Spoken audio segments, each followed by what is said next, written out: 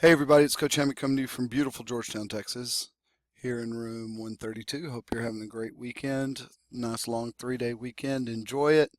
And here we go, 7-2, division properties of exponents. So we went over multiplying yesterday.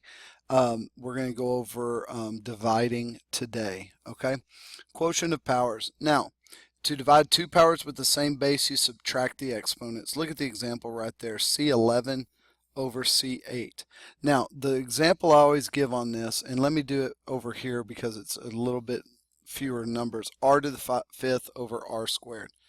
R times R times R times R times R over R times R.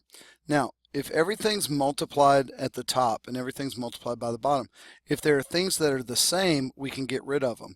An R cancels out an R. R divided by R is 1. R divided by R is 1. So what are we left with? We're left with R to the third over 1, which would equal just R to the third. Okay? So remember, it's not canceling out to 0, it's canceling out to 1.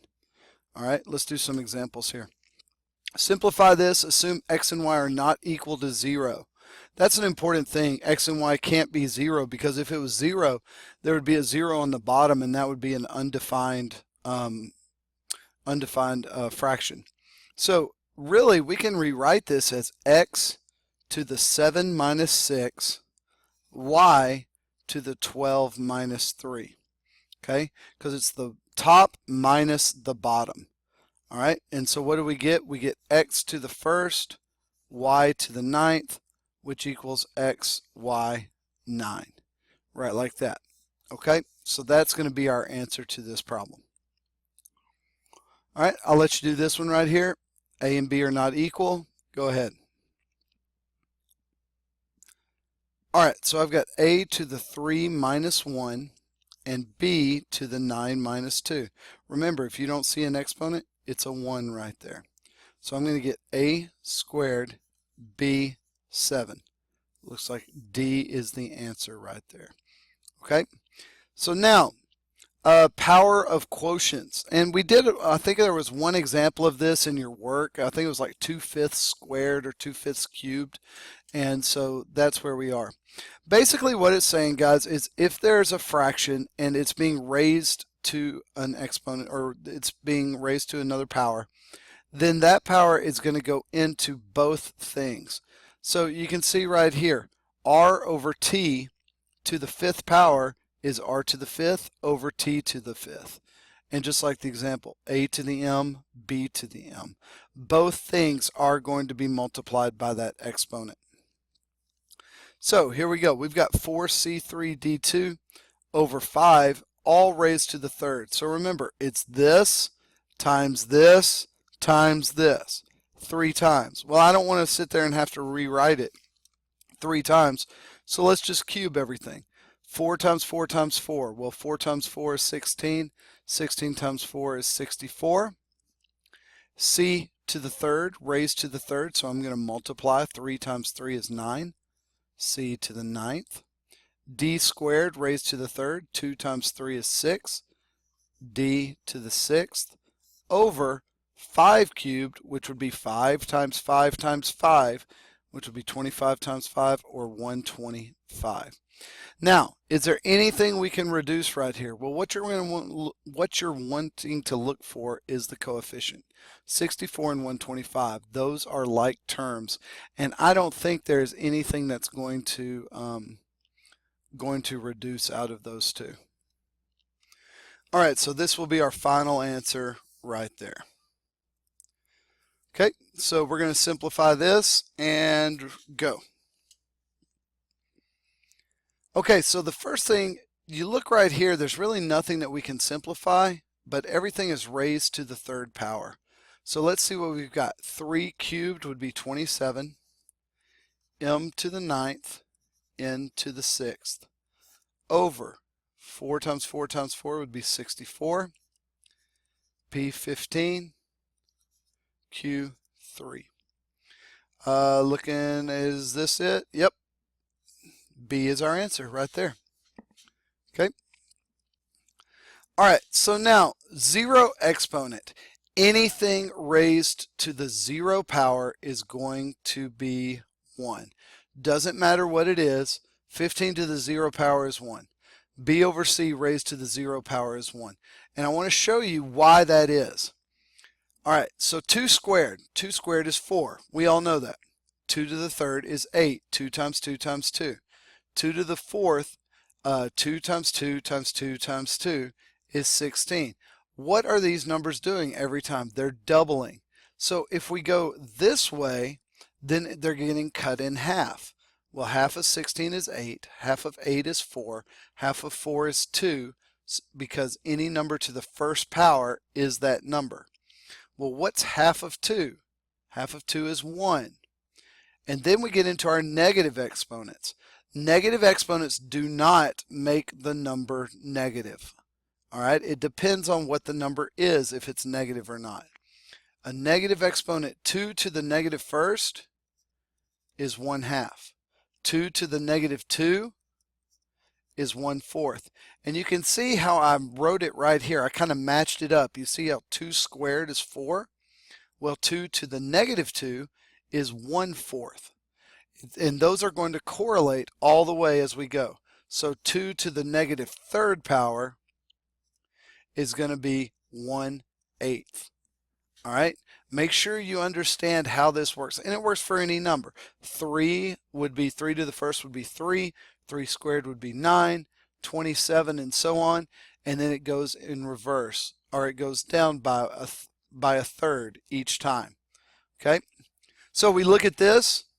We want to simplify this. We can look at all this mess we want to in here. What you need to see first is that 0 right there. Answer's 1. Doesn't matter what all it is, if it's raised to the 0 power, the answer is always going to be 1.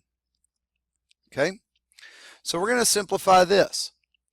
All right, so I've got m to the 0, n3 over n2. So this is doing a couple of different things. M to the 0 equals 1. N to the third divided by n squared equals n to the 3 minus 2, which equals n to the first, or just n. So what's my answer to this? N. I could have put the 1 right there, but the 1 is understood. So m0 n3 divided by n squared is just n. All right, next thing we've got, negative exponents. Okay, so here's the deal. When we were talking about negative exponents, this was one of our examples right here. 2 to the negative fourth is 1 over 2 to the fourth. Anytime you have a negative, it's going to move from denominator, from numerator to denominator, or look at this example, from denominator to numerator. All right, remember, a whole number is just over 1. And the easiest way to show this is through examples, okay? So we're going to do this.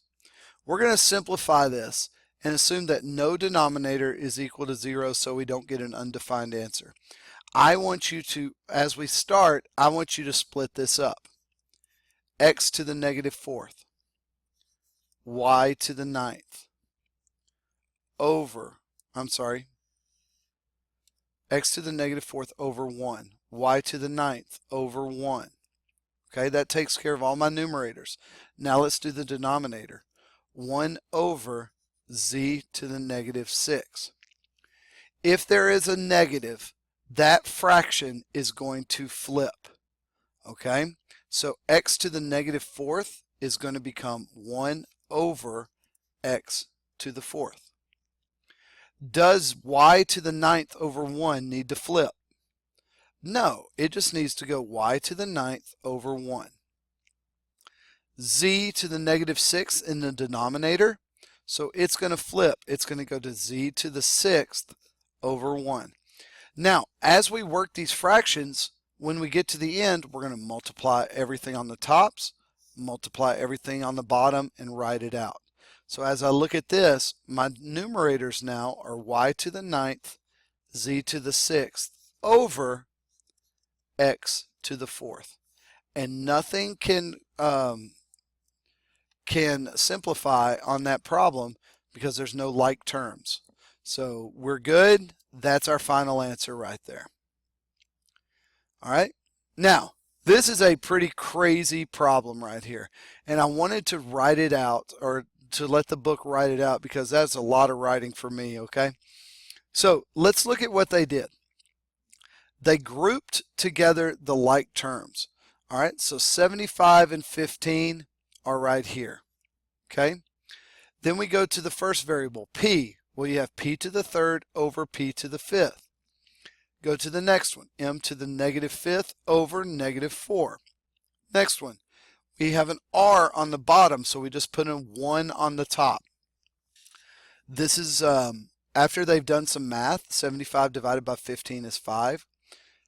P, 3 minus 5, right there. M, negative 5 minus negative 4, are 8. So now let's do the next step right here. 5 is going to stay the same. P, negative 2. M, well, this is a plus, plus, negative 1, R, 8. So now, as we look at this, if we have negatives on the top, which everything is on the top right now, they're going to go to the bottom, and they're going to be replaced by 1s. Well, I'm not going to write the 1s. The 5s will stay on the top. The r to the 8th stays on the top. On the bottom now is p squared and an m. And that is our final answer right there. All right. Simplify. A to the negative 2, b3 over c to the negative 5th. I'm going to let you work on that. Ready, set, go. All right, so this is my work that I ended up doing. I split it apart and put the a squared over 1, the b cubed over 1, and whatever's on the bottom, the 1 over c to the negative 5th. Now, if it's negative, I flipped that fraction. So a to the negative 2 over 1 becomes 1 over a squared. Flipped it, and I also flipped the c. I multiply across, and I get a as my answer right there. Okay? All right, let you do this one. Ready, set, go. All right, so this is this problem broken up. 36 divided by 9, x to the 5th over x to the 4th, y to the 8th over y squared, z cubed over z to the 6th. I take it and I just solved it right here. 5 minus 4 is 1, 8 minus 2 is 6, 3 minus 6 is negative 3. From here, I looked, and the only negative exponent was right here. So the only variable that went to the bottom was the z. All right, and so I did that, and it looks like our answer is going to be D. Okay. That's it. That's 7-2. Guys, there's a lot of work to this. We're going to practice it in class on Tuesday. Hope you're having a great weekend. Take your notes, do your whisk. I am going to take up whisk. It's probably going to be a daily grade or part of a quiz that we might have over section 7-1. All right. Hope you're having a great weekend. We'll see you Tuesday. Bye.